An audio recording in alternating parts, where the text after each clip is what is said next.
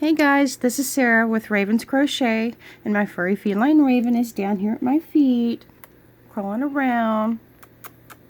Raven! Now that she hears me talking, doing another tutorial for you guys, she's wanting my attention. So I went back and watched my last tutorials I uploaded you guys. Remember I asked you guys to leave any comments if you had any suggestions or complaints, anything I could do differently. And watching back over the videos, I discovered two things. I can speak more slowly and pronunciate my words better. And I figured I needed to raise my camera because as my hands were moving, my camera kept trying to focus and unfocus. So I've got it raised up a couple of inches. I'm hoping that will help. So obviously I will be watching back over this video to see if I need to make any more changes. I also added my small light here. This little thingy. It's got 3 light modes on it, and it holds a cell phone, but it's not sturdy enough, so I just use it for extra lighting, and I think it's kind of nifty. It was only $5 at Walmart. So anyways, I'm going to be showing you guys 2 different versions after uploading my last video 2 videos ago. I realized there is more than one version of a half square granny triangle using the granny stitch. There is the straight, you know, row back-to-back version that I showed you guys, and there is the other version where you add the corner in the middle and you go down one end and then you do the corner, then you go back up in a triangle pattern. So I'm going to show you both. I have a number 4 worsted weight acrylic yarn. I'll be using a 6mm hook. I love these tulip hooks. I use these for most of my projects if I'm not using a furls hook. And then I'll be using bulky weight number 5 for the other triangle. This is just some scrap yarn I've got laying around. Extremely soft to work with. This is the Nordic yarn that Joann's had on clearance. You can also order this from Ice Yarns in multiple different colors. It is a 5 bulky weight yarn. Extremely soft. It's almost a 50-50 blend. I think it was like 60 acrylic, 40 polyamide or something like that. It's extremely soft and nice to work with. And I'll be using my clover hook number a 7mm. For that one. I don't know if my camera can zoom in. Yeah, barely. It's trying to focus. Okay. So I'm going to show you guys the straight version with this one. Get some slack of yarn here. I hope everyone is having a great week so far. So I'm going to do my little thing, make my first little loop and start chaining. And I'm going to chain 5. 1, 2, 3, 4, 5, and then I'm going to yarn over and I'm going to double crochet in this first chain that we made, and I'm going to make sure I have 2 loops on the hook from that, and then do the double crochet, and we'll do 2 more double crochets in that starting chain we made right there.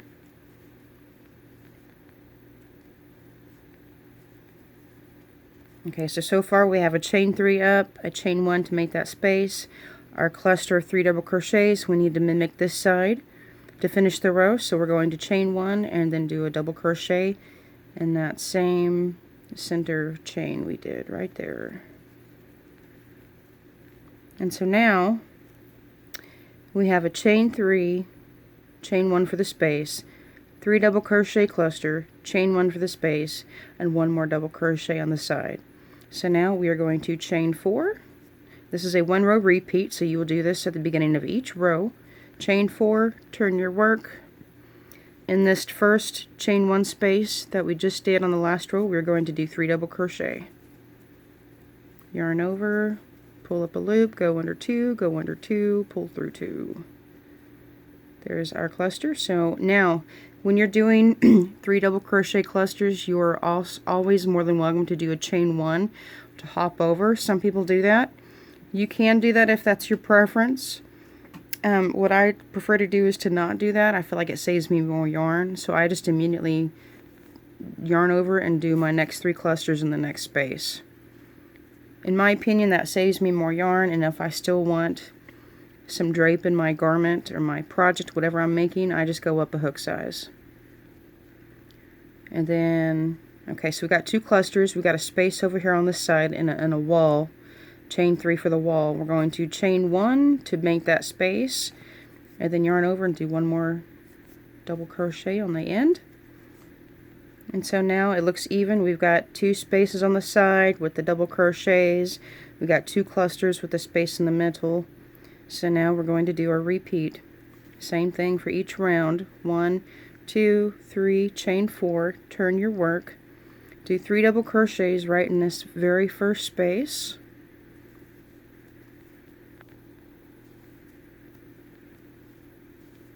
I actually like this setup.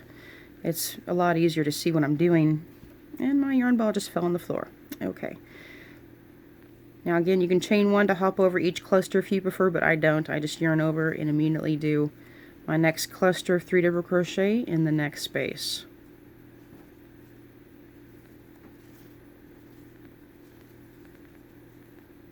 Oops, I messed up somehow. Do that again. And then we need 1 more cluster. We got 1 more space over here to fill.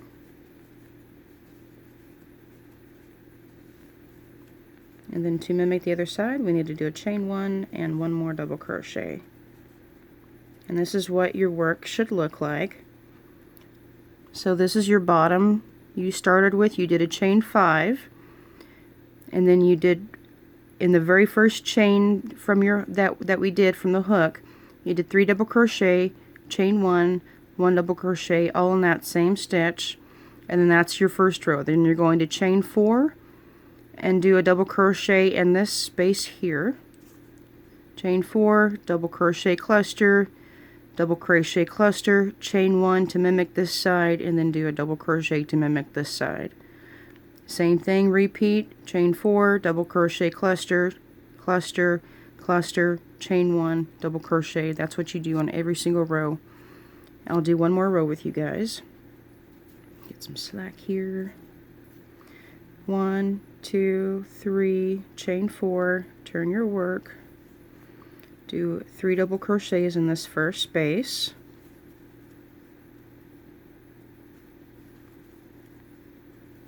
Chain 1 if you want to hop over these clusters. Only if that's your preference. You're more than welcome to, if you're using a smaller hook or whatever. Just keep doing the same thing all the way down the row. Do all your clusters in those spaces. 1 more cluster.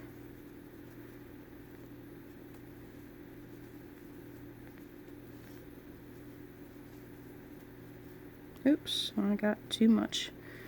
I snagged a loop I wasn't supposed to catch right there. Okay, so there's the 4th row. I did my cluster, we do a chain 1 and then 1 more double crochet to complete the side of that row. And there we go. So that's what your work will look like if you just go back and forth. This works really great if you want to make a half triangle for another color half triangle to make that a full granny square.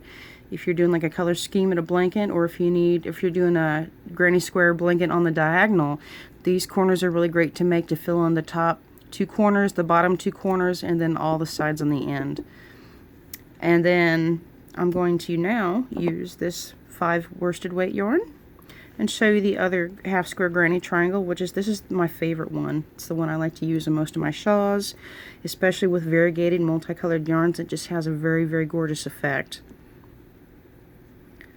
We are going to chain 5. 1, 2, 3, 4, 5. And again, I'm using a number 7mm hook in my clover. We're going to do 3 double crochet in the very first chain that we made. Make sure you got 2 loops on your hook. Yarn over, draw up a loop, and do your double crochet. Insert hook, yarn over, draw through 2, pull through 2, 1 more double crochet, and then we're going to chain 2 for the corner, do 3 more double crochet in that same chain, in that same stitch. Tuck your tail underneath to get it out of the way.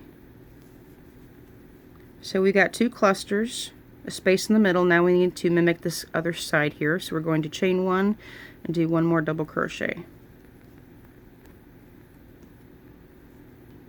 So this is what your work will look like on the first row. This is your bottom. This is going to be your bottom point here. Like I say, for instance, you're making a shawl. This will be the neck, and these will be the sides. This will be your bottom point. So again, we started here. We did a chain 5, 3 double crochet in this bottom center stitch, chain 2 for the corner, 3 more double crochet in that same stitch, chain 1 to mimic this space over here, double crochet to mimic this side over here. So each row that you, again, this is a 1 row repeat, makes it super easy for beginners. Chain 4 and turn your work. Doesn't matter how you turn it, just turn your work. We're going to be working down the side towards the bottom point and then up the other side back towards the neck line. So this very first space you're going to do 3 double crochet, your first cluster for the row. 1, 2, 3. Now again, if you prefer to chain 1 to skip over the clusters, go ahead and do that. But I don't. I just yarn over and do another cluster here in this next space. Since this is the bottom point, this is where we need to do a corner, so chain 2 and do 3 more double crochets for the other side of this corner. And then get some more yarn slack here. Got another space up here, so do another cluster of 3 double crochet.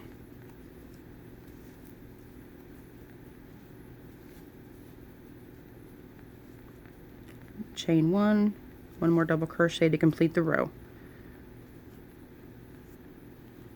So there's a pattern forming. It will look like this each time you go out.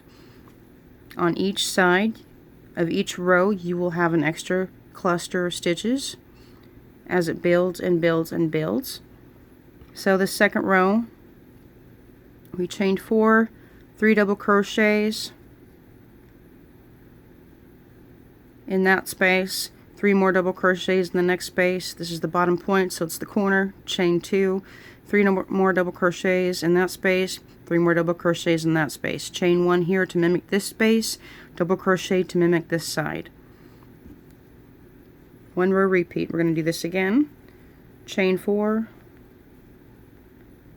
turn your work, do 3 double crochets in that first space.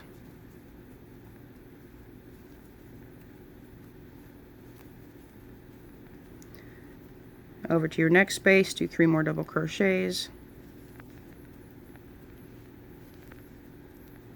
Over to the next space, which is now the corner, do 3 double crochets. We're going to chain 2 and then do 3 more double crochets. This yarn is so nice to work with. If you have not worked with this Nordic yarn and you are able to get some. It is really, really nice. And very plushy and soft. It would be great for thick baby blankets, for like toddler blankets. Even if it's just like a play mat for them to crawl all over, oh, this would be so luxurious. This feels so nice. Now, it's just slightly scratchy. It is acrylic, which is a plastic yarn. But when you wash and dry this is 100% washable and dryable yarn.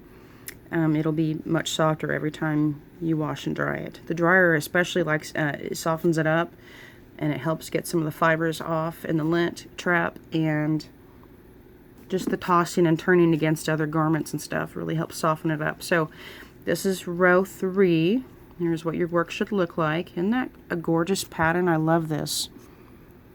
So there's your first round, your second round, then your third round. We did a chain 4 to that, so that makes a space up here in the corner.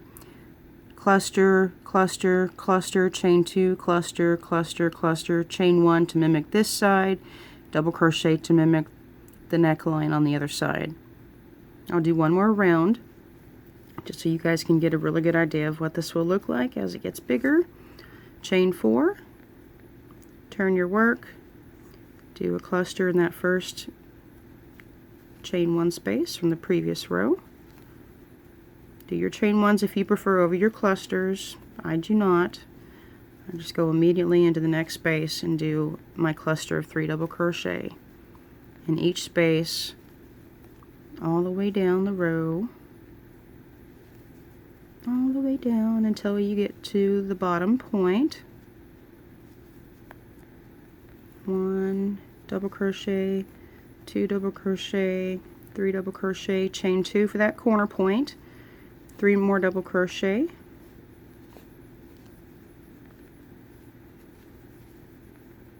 three more double crochet in the next space over.